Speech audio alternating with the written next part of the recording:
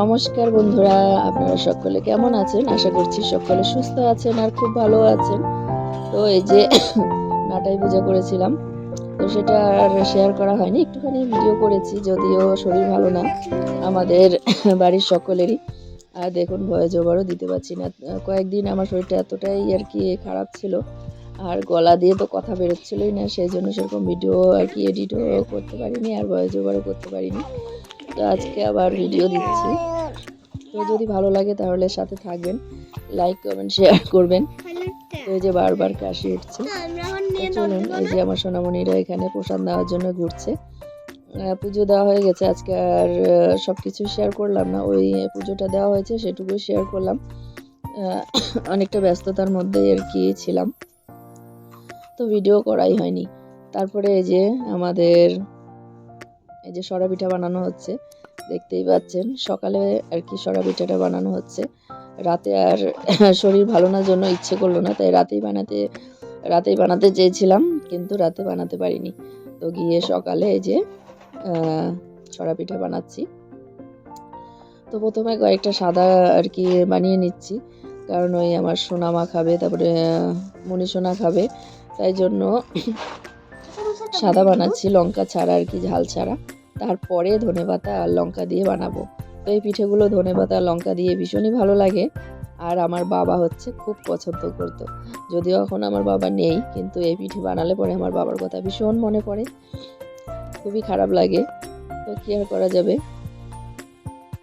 তো চলুন, আর আমাদেরও ভীষণ ভালো লাগে এই পিঠেগুলো, তো তাই জন্য অল্প ঝাল দিয়ে তারপরে ধনেপাতা দিয়ে পরে আর কি বানালাম। আর প্রথমে ওদের জন্য বানিয়ে নিলাম। আর এখানে এই যে আমার সোনামণি এসে কি দুষ্টুমি না করছে দেখুন, ওর এই স্নানের গামলাটা নিয়ে খেলছে। তাতেও হলো না, আমি একটা থালা নিয়েছিলাম, সেই থালাটা নিয়েও ও খেলছে। সেই থালার উপরে উঠে বসে রয়েছে, তারপরে দাঁড়াচ্ছে, তারপরে আবার গামলার ভেতরে দিচ্ছে থালাটা, তার উপরে গিয়ে ও দাঁড়াচ্ছে। এই দুষ্টুমি করেই চলেছে। এক হাতে ওকেও ধরছি, এদিকে ভিডিও করছি, আবার এদিকে পিঠেও বানাচ্ছি। তো সকালে আজকে এটাই টিফিন হবে। তো সকালে আর অন্য কিছু করব না। আর যদিও এটা হচ্ছে চালের গুঁড়ো, চালের গুঁড়ো যেহেতু অনেকটাই আর কি ভারী খাবার, তো তাই জন্য আর অন্য কিছু লাগবে না।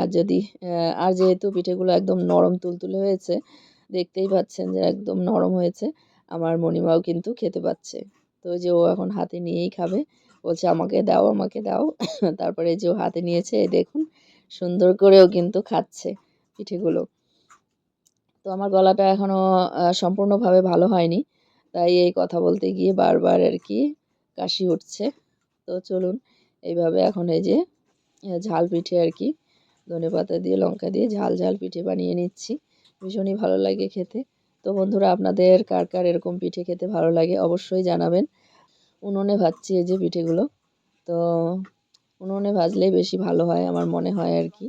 গ্যাস ওভেনেও ভাজা যায়, গ্যাস ওভেনেও ভালোই হয়, কিন্তু উনুনেরটা বেশি ভালো লাগে আমার কাছে। আপনাদের কাছে কেমন লাগে তা অবশ্যই জানাবেন কমেন্টে।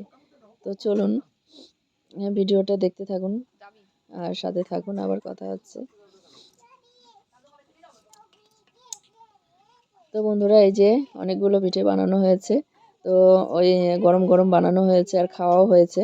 আর এতগুলো রয়েছে, যার যার ইচ্ছে হবে খাবে একটা একটা, যেহেতু পিঠে ওই হাতে করে একটা দুটো খাওয়াই যায়, তো তাই জন্য এখানে বানিয়ে রাখলাম, যখন যার ইচ্ছে হবে খাবে। আর ঝাল ছাড়া একটাই রয়েছে, সেটা আমার মনীষোনা খাবে যদি খায়। তো মনীষোনা তো বেশি খেতে পারে না, ও একটা মতো প্রায় খেয়েছে, অল্প একটু খায়নি আর কি। যেহেতু নরম ছিল সেই জন্য কিন্তু খেতে পেরেছে। তো একদম গরম জল দিয়ে গুলেছিলাম, সেই জন্য নরম হয়েছে তুলতুলে। তো তারপরে এই যে সারাদিনের আর ভিডিও করা হয়নি, কি ভিডিও করি না করি মাথা মুন্ডু। তো এই যে সারাদিন পর এখন সন্ধেবেলা চলে এসেছি, পিঠে বানানোর পর আর রান্নাবান্নার ভিডিও করাই হয়নি। এখন আমার মনীষোনা তারপরে সোনামা এখানে বসেছে, সোনামা বই পড়ছে, আর মনীষোনা এখানে কত কথা বলছে দেখুন।